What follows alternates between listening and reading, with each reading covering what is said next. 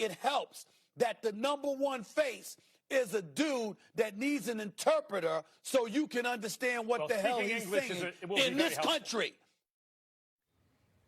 That was ESPN host Stephen A. Smith facing backlash now after criticizing MLB's latest superstar, Shohei Ohtani of the Los Angeles Angels. Ohtani has become an overnight success, becoming baseball's most successful two-way player in decades, and many criticized Stephen A. Smith for his comments about Ohtani, who is from Japan and prefers to speak to the press in his native language.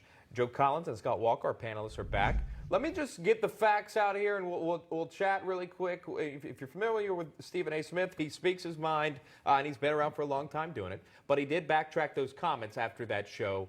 Here's that. I'm talking about the marketability and the promotion of the sport. If you are a sport trying to ingratiate yourself with the American public the way Major League Baseball is, because of the problems that you've been having to deal with in terms of improving the attractiveness of the sport, it helps that if you spoke the English language. It doesn't mean anything more than that. He went on to issue a written apology saying, quote, "As I'm watching things unfold, let me say that I never intended to offend any community, particularly the Asian community, and especially Ohtani himself. As an African American, keenly aware of the damage stereotyping has done to many in this country, it should have elevated my sensitivities even more. Based on my words, I failed in that regard, and it's on me and me alone." Exclamation mark and point and comment. Let me go to Joe Collins on that. Your thoughts, Stephen A. Smith, walking it back. I'm sure you've seen him before. Yeah, Stephen A. Smith does that on a regular basis. And, sometimes when he speaks, it's like, oh, boy, you shouldn't have said that. And then he tries to go back and apologize, but it's something that happens over and over and over again. I think one thing that he has to remember and that he should remember is his sport. You're going to get players that are really good. They're going to come out of nowhere. Then the next couple of months, they're going to be somebody else. So let that young man have his shine. It doesn't matter what language he speaks to the press. If he feels comfortable speaking in Japanese, speak it. Maybe his English isn't that good, but he's a hell of a player, and he should get all the kudos that he deserves. I know, and so many baseball fans, they want to hear from the athletes, especially when you're playing so well. So we'll take any sort of interpretation into the English language so more people can understand. Maybe if you're a fan watching from Japan, you'd like to hear it in the native language as well.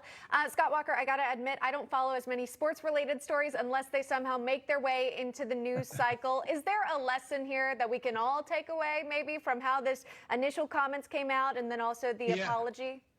Yeah, don't take Stephen A. Smith seriously. The guy called Milwaukee a terrible city. I got one word for him: go Bucks. That's exactly where he's wrong on that. He's just wrong on this as well. So this is a guy who I don't pay attention to because he's often wrong. He was wrong on this one as well. Isn't he a Cowboys fan, though, I think? He's wrong on that. Go Packers. I knew you'd say that.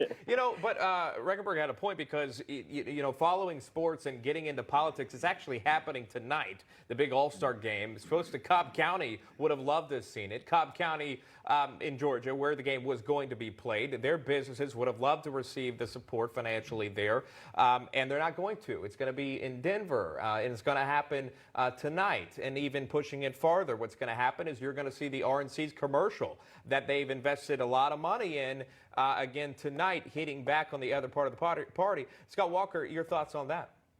Yeah, this is all on Stacey Abrams and Joe Biden. They push back on this. The irony is the state that they're going to be in, Colorado, actually has less time available for voting in advance and an ID requirement to vote. So it was a total sham. It was a big lie. It cost a lot of small businesses money in Georgia, and I'm not watching tonight because of it. Okay. Joe Collins, will you be tuning into the All-Star game? No, absolutely not. I'm going to go watch ESPN, and I'm going to listen to Stephen A. Smith tell us the highlights. Baseball is too long. Okay.